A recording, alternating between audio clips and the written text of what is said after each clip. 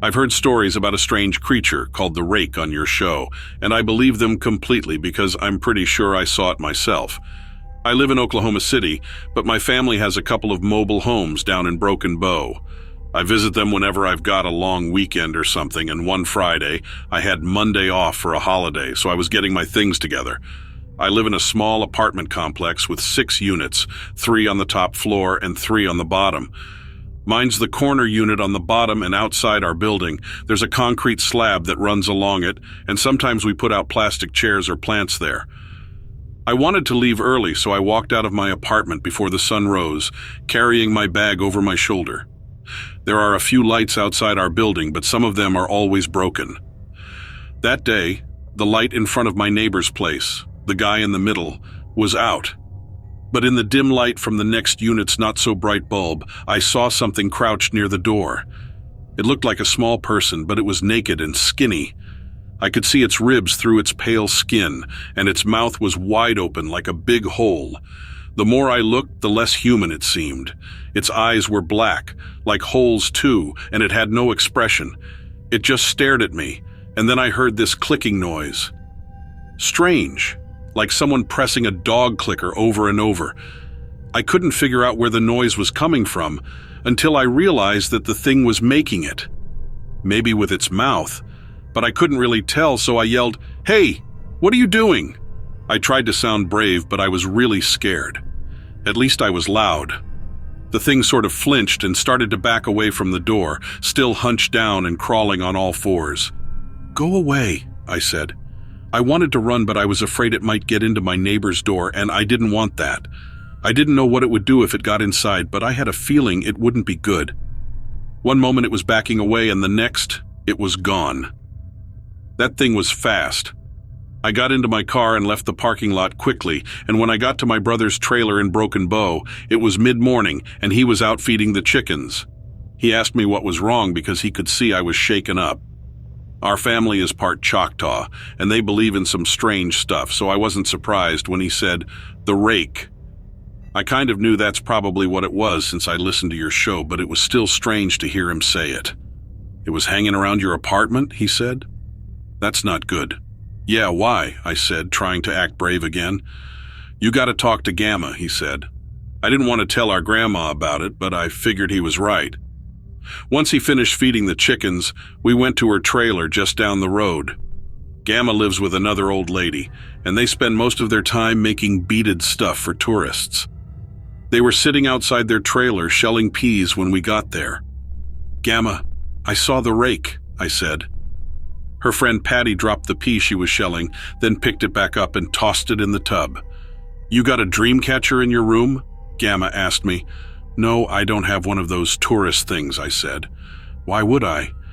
"Well, you need one," she said, and pushed her pea basket toward Patty. We went inside, and she started getting stuff out of her stash of craft supplies. I couldn't believe I was even doing this. It seemed pretty silly, but then that Rake was one scary thing. So I went along with it since I didn't know how else to keep it away. "Where did you see it?" she asked while she strung string and beads on a wooden circle. "Outside my apartment," I said. "Actually, my neighbor's apartment." She looked at me and said, "They need one too." "What about the other units?" I asked. "How many?" she said. I told her, and she said, "Get to work." I'm not a crafty person, but by the time we finished all 6 of the dream catchers, I was getting pretty good at it. She put them in a bag and said, "Go bring them home." "Wait, I was going to stay the weekend," I said. She gave me her look, and you don't argue with Gamma's look, so I took the bag and left. I felt pretty silly, but I knocked on everyone's door and handed out the dream catchers. I told them to hang it over their beds like Gamma said. They looked at me strangely, but they took them except for Steve on the top floor. He didn't answer. I knew he was there because his old car was in the parking lot, plus I could see a light on. I left the dream catcher by the door. Maybe it would still work there. I went into my apartment and hung mine over the bed, but I didn't sleep much that night. I kept thinking about that strange Rake hanging around outside the building. Over the next few days, Steve's car didn't move.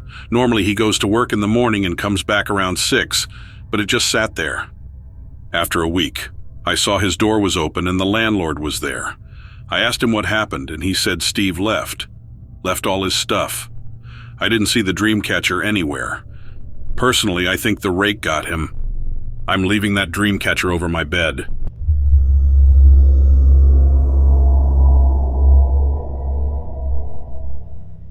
Several years ago, my partner and I had a really strange experience while we were camping in the Allegheny National Forest. We've never told anyone this story because we were afraid nobody would believe us, but we felt like we should share it. My partner is a smart and respected person. He doesn't drink or do drugs, and he usually has good ideas. We were on vacation in late August, camping near the Allegheny River close to Warren, Pennsylvania. One morning, just before the sun came up, we heard something big walking around our tent. It sounded like it had heavy feet, and my partner thought it might be a deer or a bear looking for food scraps. Later that day, around 7 in the evening, my partner suggested we drive to Kinzua Dam to see the reservoir before sunset. He thought it would be a perfect time to take some pictures since it wasn't windy. It didn't take us long to get there from our campground. When we got to Kinzua Dam, my partner took out his camera gear and started taking pictures while standing on some big rocks facing east toward Jake's Rocks Overlook. My job was to hold on to his backpack full of stuff. Suddenly, my partner turned to me and pointed behind him, shouting, "Look!" I turned around and saw 2 huge legs covered in long black hair standing on the rocks about 40 feet away. Then whatever it was jumped into some bushes, making a lot of noise. My partner said he still saw something big moving in the trees, so he walked toward them, even though I begged him not to. I stayed by the car, and when he came back, he said he saw a big circle on the ground that looked like a footprint. He even put his foot in it and said, "I think this is a footprint." I saw another one about 20 feet away, with smaller marks on each side, like more of them were watching us from behind the trees.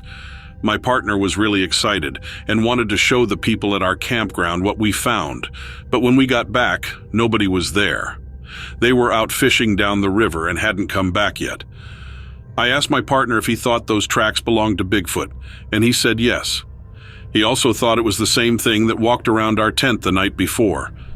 Later that night, while we were roasting marshmallows by the fire, my partner told me something creepy. He said he thought something had followed him back from the bushes near Kinzua Dam. He heard heavy footsteps coming toward him and stopping when he stopped. It sounded like whatever it was had a hard time moving through the branches. I asked him why he hadn't told me, and he said he didn't want to scare me. After that night, we didn't talk about it much. We never told the people next to us at the campground because they came back late. It felt like if we talked about it, it would be too real, and we weren't ready for that. Life went on as usual. We packed up our stuff and went home after our vacation. My partner still took his camera on trips, but he kept those photos from Kinzua Dam hidden away. I think he was afraid of what they might show. But we didn't forget. Sometimes I'd catch my partner staring into the woods behind our house like he was expecting to see those big legs again. And me? I started looking into it quietly. I searched for stories from around the Allegheny National Forest to see if anyone else had seen what we saw. Turns out we weren't alone. There were a few reports of strange things in the woods, like weird sounds and huge footprints. Years later, we finally talked about that day at Kinzua Dam. It was a quiet evening, just the two of us on the porch. "Do you ever think about that day?" my partner asked, and I admitted that I did. We shared our fears and what we found out, and it felt like a weight had lifted. We didn't have to believe in Bigfoot to know that something strange happened to us, and acknowledging that was enough. It became our story, a secret adventure we had together.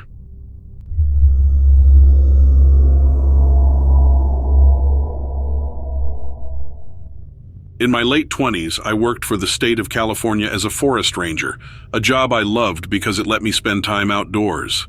My buddy Doug, who was also a ranger, lived nearby with his wife Kathy. Even though we were busy with work and family, we always made time for outdoor fun like hunting, fishing, and hiking. One day, Doug said he wanted to try photography. He suggested we go up north to Yosemite National Park to test his new camera, and I thought it sounded like a great idea. So we packed up our gear, snacks, and drinks and hit the road early from our homes in Southern California. The drive to Yosemite took about 6 hours, and we got to the Big Oak Flat entrance on Highway 120 without any traffic jams, which was nice because Memorial Day weekend was coming up. We thought the park would be busy with visitors, but it felt strangely quiet as we drove through. We didn't hear the usual sounds of animals, and we didn't see any along the road. When we reached Crane Flat Campground, it was empty. No one was there, just rows of empty campsites, and the forecast had said it might rain, which is normal for May in the mountains. And sure enough, it started raining that afternoon, so we had to spend a few hours stuck in our tents. When night came, the rain stopped but left clouds behind. I woke up later to the sound of howls that seemed too loud to be from coyotes. Doug came out of his tent, looking scared by the strange howls. The rain came back in the morning, pouring down and keeping us stuck in our tents all day. That's when Doug, looking through his camera, suddenly stopped, and he showed me a picture he took the night before. In the photo, there was a weird wolf-like figure standing upright, lit up by some strange light. We tried to figure out if it was just a trick of the camera, but the howling outside made us feel uneasy. We were curious, but also a little scared to stay, so instead of leaving, we stayed and listened, waiting to see what would happen. On the third night, the rain finally stopped, so I went for a walk. Even though I was nervous, I needed fresh air and a bathroom break. As I walked, I saw something moving in the trees. When I shone my flashlight, I saw big yellow eyes staring back at me, unlike any animal eyes I'd seen before. Doug came with me, and we both saw the eerie sight of lots of glowing eyes watching us from the darkness. We hurried back to our campsite, feeling like we were being watched. There were so many pairs of eyes, and they seemed to follow us everywhere. The rest of the night was filled with quiet talk and uneasy sleep. The next day, we decided to investigate. The sky was clear, so we went to where I saw the eyes, but there was nothing there. No tracks, no signs of animals, just thick forest. It was like the strange things we saw the night before had never happened. But they came back that night, the eyes and the howling. This time it felt like something smart was watching us, something curious. On the 5th day, a park ranger came to our campsite. She said other campers had reported similar things happening across the park, and they were telling everyone to stay away from remote areas until they figured out what was going on. It turned out we weren't the only ones who saw those mysterious creatures. We packed up that afternoon, feeling strange about what happened. As we left Yosemite, we stopped at the ranger station to tell them everything. The rangers looked worried, but also unsure. We left the park, but we couldn't stop thinking about those glowing eyes. We heard later that there might be a rare kind of animal living in the park that nobody knew about. Doug and I never found out for sure what those creatures were, but we knew we had been part of something amazing, a short encounter with the wild heart of Yosemite.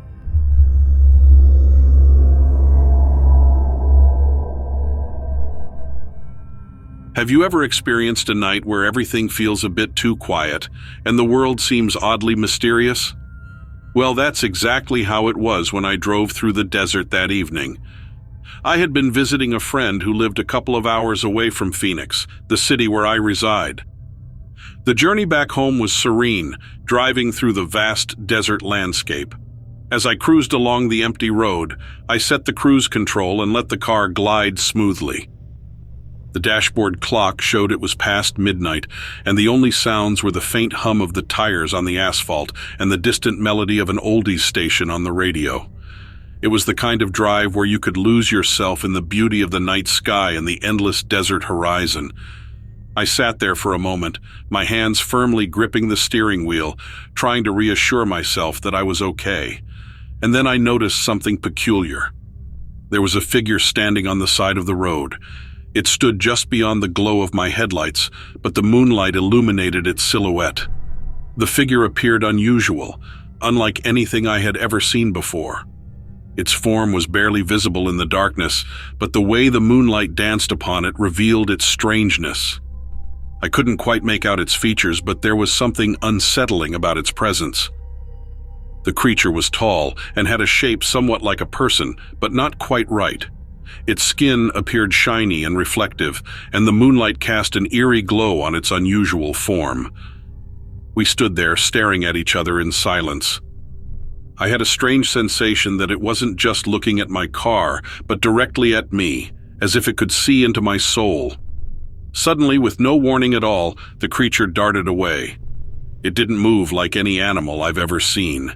It was as if it went from standing still to racing across the desert faster than lightning.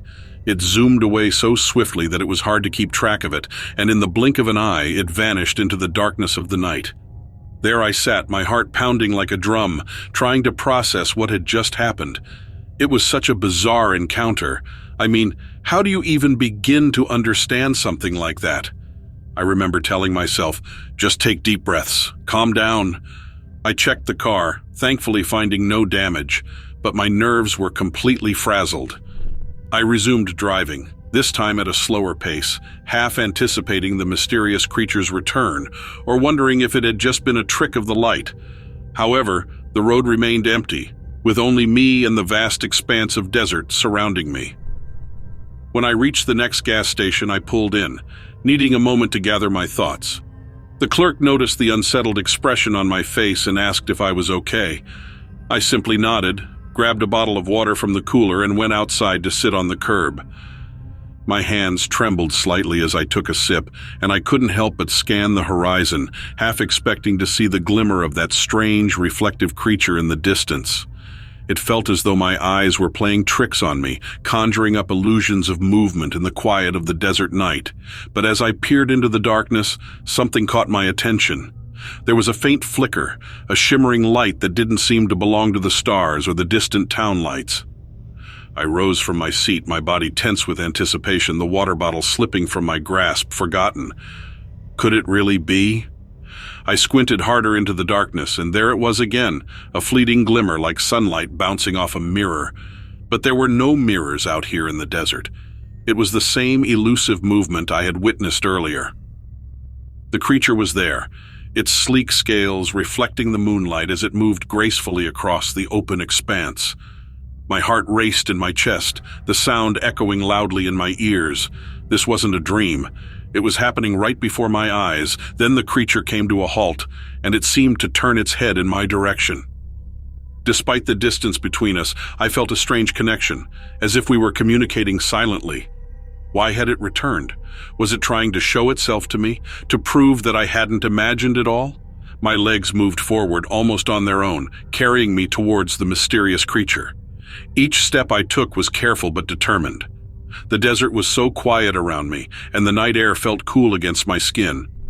As I approached, the creature remained still, standing there in all its magnificence like something out of a fairy tale. And then, when I finally stood close enough to see it clearly, something incredible happened.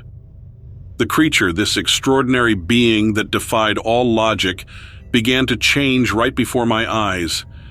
Its scales rippled, and the reflective surface transformed into a soft, gentle glow. It wasn't just reflecting the moonlight anymore, it was emitting its own light, like the glow of fireflies on a summer night. I halted in my tracks, unable to tear my gaze away from the mesmerizing sight before me. The creature was both enchanting and frightening, a mix of beauty and mystery. Then, as if sensing it had revealed enough, the creature turned and dashed away once more, vanishing over a distant ridge and disappearing from view. I stood there for what felt like an eternity, trying to make sense of the extraordinary encounter. Eventually, I trudged back to my car in the nearby gas station, but I didn't mention anything to the clerk. What could I possibly say? That I had witnessed a captivating light display in the desert, performed by a being that defied all logic. In the days that followed, I couldn't shake the memory from my mind.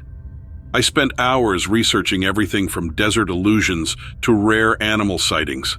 I delved into old stories and legends of the area, hoping to find some explanation for what I had experienced, but no matter how much I searched, nothing seemed to match the incredible sight I had witnessed. It took me some time before I mustered the courage to venture out to that lonely stretch of road again. When I finally did, I felt a mix of nervousness and curiosity bubbling inside me. Perhaps the creature would make another appearance. Maybe this time I could capture some evidence of its existence.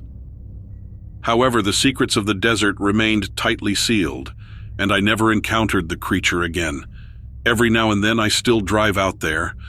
I'm drawn to the silence of the desert, hoping against hope that maybe, just maybe, the creature will return, but each time it's just me, the endless road stretching ahead, and the memories of those two inexplicable encounters. You see, whether or not I ever lay eyes on it again, that creature changed me. It opened my eyes to the vast mysteries of the world, reminding me that there are things beyond our understanding. Some people might doubt my experiences, thinking I'm imagining things, but for me, the memories are real, and they've left an indelible mark on my soul. So I continue to scan the horizon as I drive, always curious, always wondering what else might be out there, waiting to be discovered.